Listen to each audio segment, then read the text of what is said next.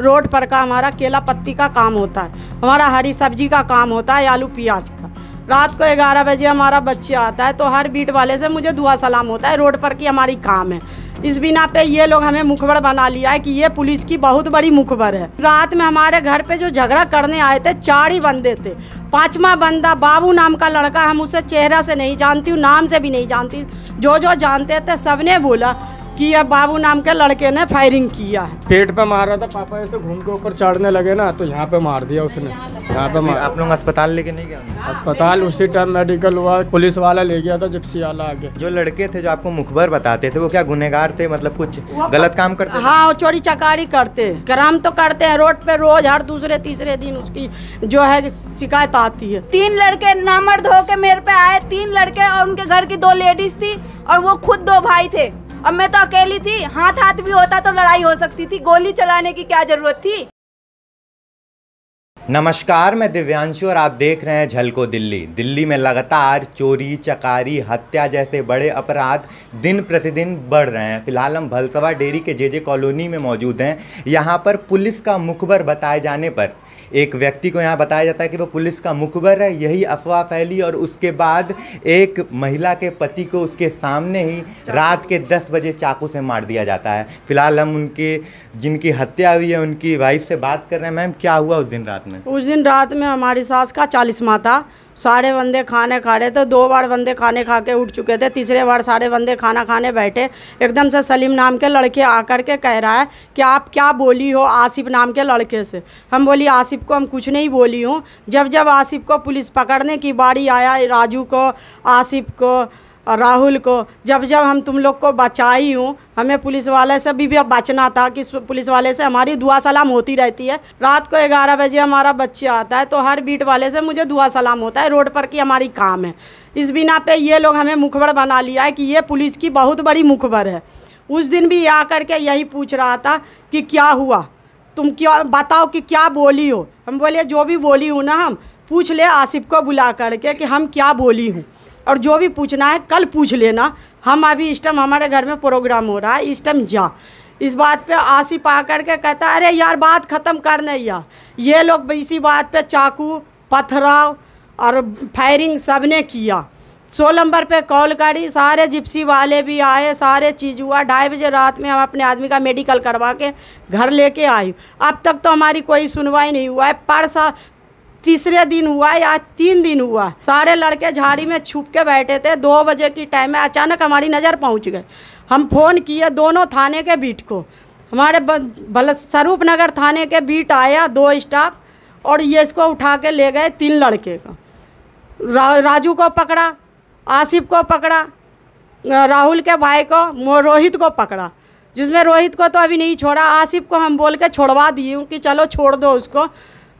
उस लड़के का हाथ था मगर नाम हम नहीं डाली कि चलो अपना बच्चा है। और आसिफ कौन है? आपके मोहल्ले में रहते हैं? मोहल्ले ही का लड़का है, हमारे लड़के के दोस्त का भाई है। तो हम उस लड़के को बोल के स्टाफ वाले को बोली भाई इसको छोड़ दो, आगे नहीं करेगा ये ऐसा। और वो लड़के को नहीं छोड़ा है, आज उसको जेल भेज देगा, राजू को, जो जिसने चाकू मारा है। बाकी लोग अभी गिरफ्तार नहीं हुए? नहीं, बाकी अभी 3 जने नहीं हुआ है गिरफ्तार, फरार हैं। कितने लोग आए थे उस दिन रात में? उस दिन रात में हमारे घर पे जो झगड़ा करने आए थे 4 ही बंदे थे। हमारे पास 2 दाना बरामद हुआ, उसका खोखल भी मिले, वो भी बीट वाले को दिए। और जो चाकू मारा वो कौन था? और वो भी था मोहल्ले ही के लड़के थे, D1 के लड़के हैं। मेरा बेटा बोला कि किसने बोला है कि मेरी माँ मुखबर है, तो राजू ने कबूला कि जेल में मुराद ने बोला है कि तेरी माँ सबसे बड़ी मुखबर है, जेल में हल्ला मचा। 4 लड़के लड़ाई करने वाले थे। एक लड़का जो फायरिंग किया वो मुझे नहीं पता। 5 लोग थे, 4 हमला करने वाले, 1 फायरिंग करने वाले। अभी तक कितने लोगों की गिरफ्तारी हो गई? 1 जने की गिरफ्तारी हुई है। अभी 4 लोग फरार हैं। लड़के फरार, हाँ 4 लड़के फरार हैं। उस रात आप भी थे जब आपके पिताजी को चाकू? हाँ, यहीं पे चाकू मारा था घर के पास ही सामने। अच्छा, तो आपको भी चाकू से चोट लगी? मेरे भाई को मारा था, हाथ पर लगा था उसके बचाने में। घर पर फंक्शन था, दादी का 40वां था, तो मम्मी से आके मेरी बहसबाजी करने लग गया। मेरे भाई पर हाथ छोड़ दिया, वही 3-4 जने थे मिलके। आप लोगों से उनका कोई विवाद था, कोई पहले झगड़ा? कोई भी झगड़ा नहीं था भैया, हमारा कोई बोलचाल नहीं थी उनसे। बस उन लोगों ने पता नहीं कौन सी दुश्मनी लिया। तो आप लोगों ने बीच बचाव नहीं किया? लोग आए नहीं रात में बचाने? गली वाले आए तो उसकी बहन उल्टा कह रही है कि मेरे को सब मिलके मारे हैं। उसकी बहन, राहुल की बहन, जो हमारे को छुटाने के लिए खड़े में आए थे हमारे साथ, उनके पास जाके उनके घर पे पिस्टल उस्टल चलाया। निशान भी है वहाँ पे अभी भी पिस्टल का। गोली जो चलाया था वहीं से गोली भी निकला था। पुलिस वाले को मेरी मम्मी ने दी थी गोली। बचाव यहाँ पे किया, बंदूक जाके हमारे पे चलाया। बीच बचाव के लिए आई तो आपके घर पे फायरिंग कर दी गई। बीच बचाव सबने किया। अब हमें जानता था तो हमारे पे हमला किया, जाके धमकी दिया मार दूंगा। यही हो रहा है यहाँ, और क्या हो रहा है? गोली चला रहे छोटे छोटे बच्चे गली में। मेरे घर में 3 बच्चे हैं छोटे छोटे, उन पे भी रहम नहीं किया। बच्चे को किसको लग जाएगा? उनका क्या हाल? अस्पताल में जाकर ठीक नहीं हो पाया? ये वहाँ तो हमने टाका उका करवाया था, टाका उका लगा था, मेडिकल करवाया उन्होंने। तो वो मेडिकल पुलिस वाले पे है हमारा, सारा रिपोर्ट अभी उसी पे पुलिस वाले पे। वहाँ हमारे को थाने पर बुलाया था, रात में पापा को लेके गया था, भाई को लेके गया था थाने पे। तो वहीं पर सारा रिपोर्ट लिया, हमारा बयान लिया था पुलिस वालों ने। हमने जो लड़का था उसका नाम डाले, 4 लड़के थे। तो पिताजी आपके मतलब यहाँ पे ठीक थे चाकू लगने के बाद? नहीं, बेहोश होकर गिर गए थे। बाहर जिप्सी में डाल के जब लेके गए थे हम अस्पताल, बेहोश हो गए थे। खून देख अस्पताल में थे वो जीवित? हाँ जी, जिंदे थे।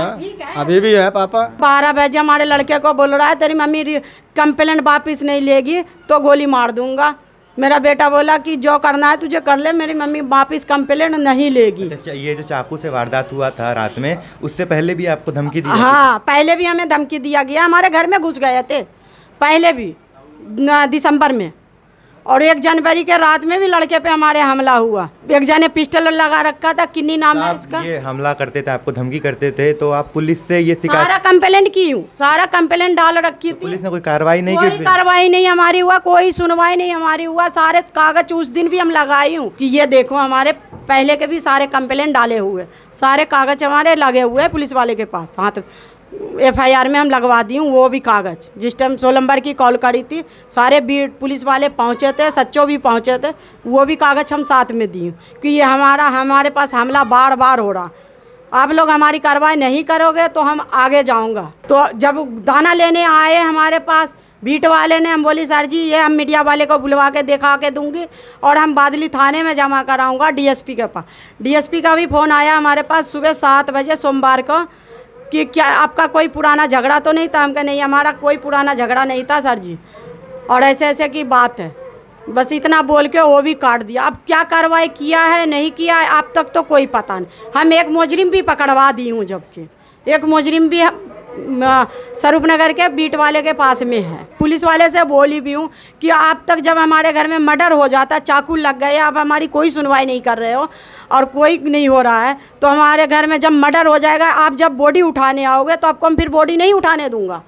जब अभी जब मर्डर हो जाता तो आप 24 घंटे के अंदर सारा मुजरिम पकड़े जाते, और जब हमारे घर पे चाकू मार के चले गए, गोली मार दिए, चला लिए, जब हमारी कोई सुनवाई नहीं रहा, आप कहते हो कि आप हमें कहीं देखो तो बताओ। अब यही काम रह गया हमारा। वो ये कहते हैं कि आप कहीं उनको देखिए तो बताइए। हाँ, तो वही देखी तो हम कंप्लेंट करी, फोन फटाफट दोनों थाने में फ़ोन करिए, मगर दोनों थाने का बंदा पहुँचा उस टाइम पर। जो मुजरिम को पकड़ा वो अपने साथ ले गया। मुजरिम पकड़ा स्वरूप नगर के थाने वाले ने, क्योंकि मौके बर्दात पे वही पहुंचा था। बोला कि आप मैडम नज़र रखो क्यों किधर की साइड भागता है।